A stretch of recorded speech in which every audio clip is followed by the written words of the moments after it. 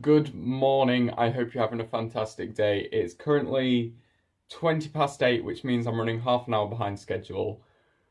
Oh well, I got distracted by K-pop videos. Yes, I got distracted by K-pop. Anyway, here's the box. Merry Christmas.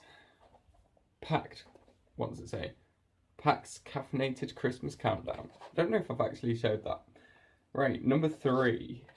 Each one has been in the same actual, column thing. Everyone so far has been in that one. Not on purpose, I did actually mix them up. Okay, Villaure. Villaure? I don't know. I can't speak other languages other than Japanese. Update on that at some point, I promise. Okay. Grown by Aurelio Villatoro. I don't know. Sounds like Italian, maybe? That's what it sounds like.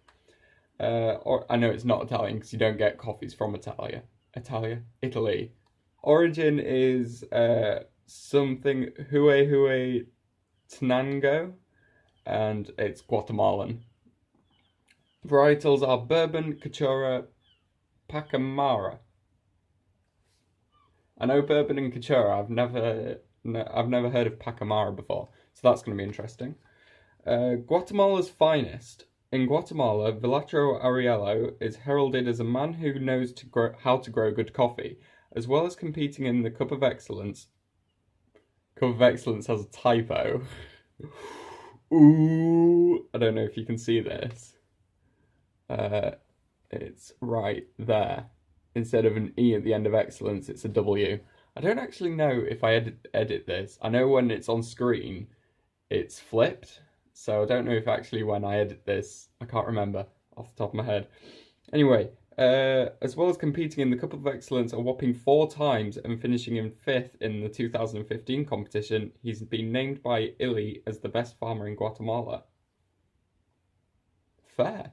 Illy is a mainstream coffee brand, just in case you didn't know that. So he's been named as the best farmer in Guatemala by Illy, so that's interesting. Let's see. Hints of plum tart, so it's going to be fruity, as Guatemalans tend to be. Probably looking at a lighter roast because of the plum, maybe on the light to medium roast side, as it's not a delicate flavour, so you don't have to roast it really light. So, Guatemalans I'm a fan of. I don't think I've had this Guatemalan before, so it's going to be interesting. And plum tart sounds great. Sounds really sweet, plum, yeah. So, let's open it up. I've got to show you. Here's the pictures. So obviously holding a 3 there, and then it says delicious on this one. These little, cartoons are really cool, actually. I really like them. It looks like maybe it's a little bit coarser, if I'd had to say, but maybe that's just my imagination. So smell. It smells really light. It smells like a Guatemalan. It smells like, yeah. So, that smells really nice. So I will go make this as an AeroPress again because that worked well yesterday, and I will see you in a second. Okay, I'm back and I've got my coffee, and I'm going to try and do this without the camera cutting out because it did yesterday. Luckily, it was right at the outro, so I didn't bother filming another clip, but anyway, when I was brewing it, it gave off quite a smoky aroma, hinting at that it might be like quite a baked peach flavour, and also the crema confirmed my suspicions that it was like a light to medium roast. So let's give the nose a try. Yeah, it's still got the smokiness of the bake, but the peach is overriding it quite a lot now that it's actually brewed.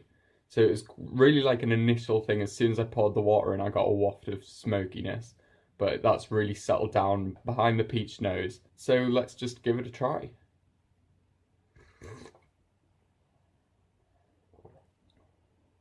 Wow. That is vastly different to any coffee I've ever had before. That is nothing like any Guatemalan either. I'm gonna get my 33 coffees book and like just have a look at what Guatemalans I've got in there. So the best Guatemalan I've got in my 33 coffees book is the one from Roost Coffee, and that that was also done in an AeroPress, and it gave me a smoky dark chocolate nose, nutty notes at the tip of the tongue described as chocolate, cherry, and hazelnut, and that is vastly different to what I'm getting here. Here I'm getting that baked peach that I talked about in the nose really at the forefront. It's so vivid. It's so vivid there. And there's an underlying sweetness of like cane sugar. Like it's not like fully like punching you in the face sweetness. It's really underlying the overall taste of the coffee. That no, I can't get over that peach. That's not peach, plum.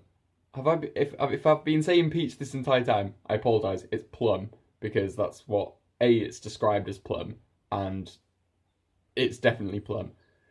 It's like a I'm just getting my fruit mixed up. It is definitely plum. The mouth feels really like it's really smooth. It's really like silky. It's not really super watery, but it's not super thick. It's just like it just like feels really nice on the tongue. The finish is kind of like slightly acidic, like a lemon lime, a bit of citrus, which is actually really nicely complemented. It really nicely complements the baked peach, because you get the baked peach, the sweetness, then it settles down into this nice little acidic.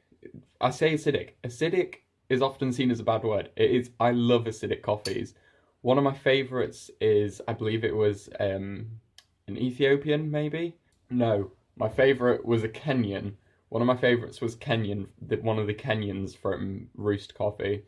And that was, the acidity in that just absolutely punched you in the face. It was so strong. It was like a Granny Smith apple was the best way to describe it. It was so strong, and that was amazing to drink. I really liked it. I enjoy the acidic coffees. So this one, I don't know, it's so much different to what else I've had. It's insane. It's really nice. It's really good. I'm really happy that I got this box, because I don't think I would have ever tasted a coffee like this other than that. So to round off, it's a baked plum nose, which follows through into the actual notes of the coffee. Really hits you at first with that baked plum at the forefront. Then it settles down into a light acidic, slightly sweet cane sugar lime taste. It actually dissipates quite fast, so you can really focus on the peach in the next sip. So it's going to be a really fast coffee, because you're not sat there waiting for the flavour to die down in your mouth, in your nose. I just realised how much I've been focusing past the camera. Oops. Anyway,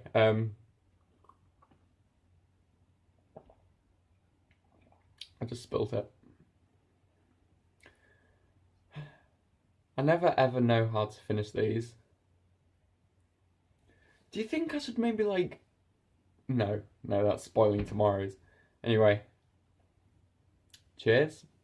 Have a wonderful day, and goodbye.